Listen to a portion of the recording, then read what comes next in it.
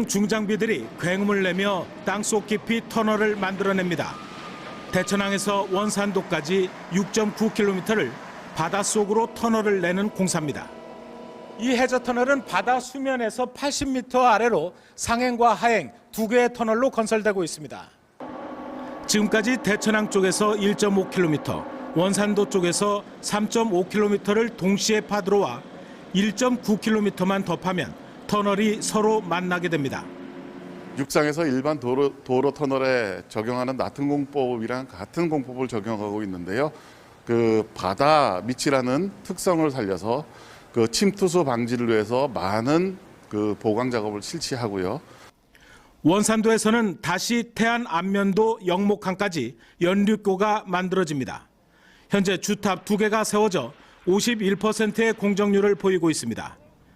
해저터널과 연륙교가 완공되면 보령에서 태안 안면도까지 육지로 돌아서 1시간 40분 걸리던 거리가 10분 이내로 단축됩니다. 또 바다로 단절된 국도 77호선이 연결돼 부산에서 서해안을 거쳐 파주로 이어지는 서해안 관광벨트 라인이 구축됩니다. 특히 보령 해저터널은 우리나라에서 가장 길고 세계에서도 5번째여서 서해의 새로운 랜드마크가 될 전망입니다. 서해안의 지도가 바뀌게 될 것입니다. 이 해저터널이 완공되면 엄청난 관광객이 찾아오게 될 것입니다. 이를 대비해서 서해안 황해 전략사업단을 만들어서 이에 대비를 하고 있습니다. 하지만 당초 내년까지 목표했던 공사는 인허가 절차와 보상 문제 등으로 다소 지연돼 연륙교는 오는 2019년 말, 해저터널은 오는 2020년 말에 개통할 것으로 보입니다. 2021년 12월 1일 오전 10시 드디어 보령시와 원산도 안면도를 잇는 보령해저터널이 11년 공사를 마치고 완전 개통되었습니다. 지난 2019년 개통한 원산안면대교에 이어 보령해저터널 개통으로 국도 77호선이 최종 완성되었습니다. 그동안 접근이 어려웠던 중부권과 전라권 등 전국에서 찾아오는 관광객이 폭발할 것으로 예상됩니다. 11월 30일 충청남도 양승조 지사는 보령해저터널 개통에 앞서 보령해저터널 홍보관 주차장에서 열린 보령해저터널 개통식 환영사를 통해 마침내 국도 77호선 보령해저터널을 개통하고 새로운 바닷길을 연 오늘은 충남의 새로운 미래를 여는 날이라며 한황해 시대에 대한민국의 더 큰 도약을 이끌 충남의 힘찬 항해가 드디어 시작됐다고 말했습니다. 보령해저터널 길이는 6.927km, 일본과 노르웨이에 이어 세계에서 5번째로 길다. 일본 도쿄 아쿠아라인 9.5km, 노르웨이 봄나피오르드 7.9km, 에이커선더 7.8km, 오슬로 피오르드 7.2km에 이어 세계에서 5번째로 긴 해저터널입니다. 국내에서도 최장 해저터널이었던 인천북항터널 5.46km보다 더 길고 지상터널로도 인제양양터널 10.96km, 양북일터널 7.54km에 이어 세 번째로 긴 터널입니다. 보령, 원산도, 안면도로 이어지는 보령해저터널은 상하행 2차로로 된 구조이고 해저면으로부터 55m, 해수면으로부터 80m에 위치해 국내 터널 중 가장 깊은 곳에 있습니다. 해저공간 공사 시 국내 최초로 NATM 공법을 사용하였습니다. 이는 단단한 안반에 구멍을 내어 화약을 장착한 후 폭발하는 방식입니다. 터널 내 해수 유입을 효과적으로 차단하기 위해 IMG 시스템을 개발해 성공적으로 적용함으로써 우리나라 기술력이 대단하다는 걸 느꼈습니다. 보령해저터널을 통해 안면도까지 교통도 훨씬 편리해졌습니다. 특히 전라권, 충청이 남권에서 출발하시면 무려 1시간 정도를 절약하실 수 있습니다. 보령해저터널 출발 시점부터 끝 지점까지 60에서 70km 달렸을 때 5분 정도면 원산도까지 도착하실 수 있습니다. 대천항에서 원산도까지 5분, 원산도에서 안면도 영목항까지 5분, 보령해저터널에서 안면도까지 약 10분 정도 소요된다고 보면 됩니다. 통행료가 유료일 거라고 생각하시는 분들도 많을 텐데 통행료는 무료입니다. 터널 안에는 CCTV 92개, 사람용 대피통로 21개, 차량용 대피소 10개가 있어 안전에도 신경을 많이 쓴 것으로 보입니다. 부산에서 파주까지 이어지는 국도 77호선인 남해와 서해, 한강을 거치는 해안국도가 보령해저터널이 개통됨으로써 완성이 되었습니다. 보령해저터널이 개통됨으로써 원산도 안면도 관광인프라 환경이 급속하게 발전할 것으로 예상됩니다.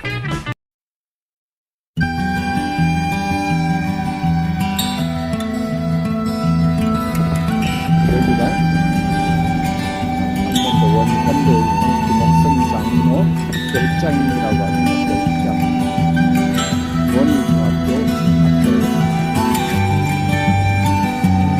해양사회